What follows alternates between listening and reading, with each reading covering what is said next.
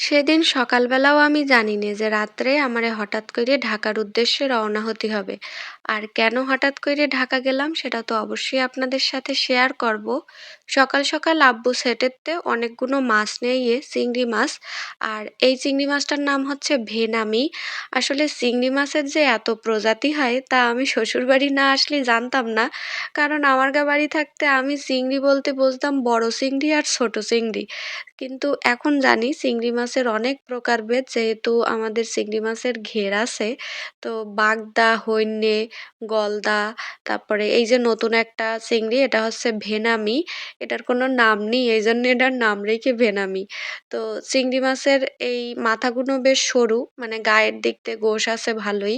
তো আমি এ জায়গায় মাছ কাটাকাটি শুরু করে দিলাম। ভীষণই তাড়াহুড়ো করছিলাম কারণ আমার ওদিকে আবার অফিসে যাওয়ার সময় হয়ে গে মানে আমি অফিসে যাব বলে রেডি হতেই ঘরে যাচ্ছিলাম এরম সময় আব্বু আবার মাছ নিয়ে তাই আবার কাটতে বসে গেলাম। ওদিকে তো আবার ধান কাটা চলতিছে। আম্মু গেছে বিলে জোনেরা কাজ করতে তাই দেখতে গিয়ে তো অল্প কটাই মাছ কাটতে পেরেছি। সবগুলো আর কাটতে পারলাম না। যতটুকু পারলাম কাটলাম আর বাকিগুলো এখন পলিথিনে ভরে থুই দেবো। পরে এসে কেটে নেব। এই যে আমার মাছ কাটা শেষ কইরে একদম ঝড়ের গতিতে আমি রেডি হয়ে চলে গেলাম অফিসে। এতটা পরিমাণ ব্যস্ত ছিলাম যে পরবর্তী একদিনে কি হইয়েছে না হইছে আর কিছুই শেয়ার করতে পারিনি।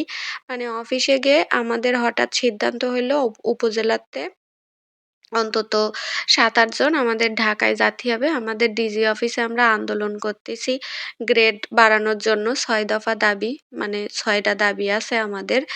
আল্লাহই জানে পূরণ হবে কি হবে না। তো আমি পরবর্তী দিনে ঢাকা চলে আইছি। আর সাতক্ষীরাতে ঢাকা তো অনেক দূর। মোটামুটি আসতেই ৭-৮ ঘন্টা সময় লাগে। বেশ কষ্ট হয়ে গেছে। তারপরে মনে করেন গুলিস্তান নামাই দিয়েছে সেই জায়গাতে মহাখালী যাইতে লেগে আমার ২-৩ ঘন্টা। তো এইজন্য এতটাই টায়ার্ড ছিলাম আর কোনো কিছুই ভিডিও করা হয়নি। মনটা খুবই খারাপ কারণ আমাদের মতো হেলথ অ্যাসিস্ট্যান্টদের মতো এত অভাগা জাতি আর হয় না। আমাদের থেকেও অনেক বেশি গ্রেডের যারা ছিল পূর্বে তারা এখন নিজেদের আন্দোলনের মাধ্যমে নিজেদের যোগ্যতা আ তারপরে সবকিছু মিলায়ে তারা এখন ভালো পর্যায়ে আছে। কিন্তু আমাদের কোনো উন্নতি হয়নি। তো দেখা গেছে সবাই আমরা একদম দেয়ালে পিঠ ঠেকে গেছে। এখন এমন একটা অবস্থা যে হয় বাঁচলে বাঁচবো, মরলে মরবো। তারপরও দাবি আদায় করেই ঘরে ফিরবো ইনশাল্লাহ। এরকম একটা পরিস্থিতি। অনেক নিউজ তারপরে আ সাংবাদিক সবাই আসছে। আর আমরা তো এদিকে আমাদের মতো স্লোগান দিচ্ছিলাম।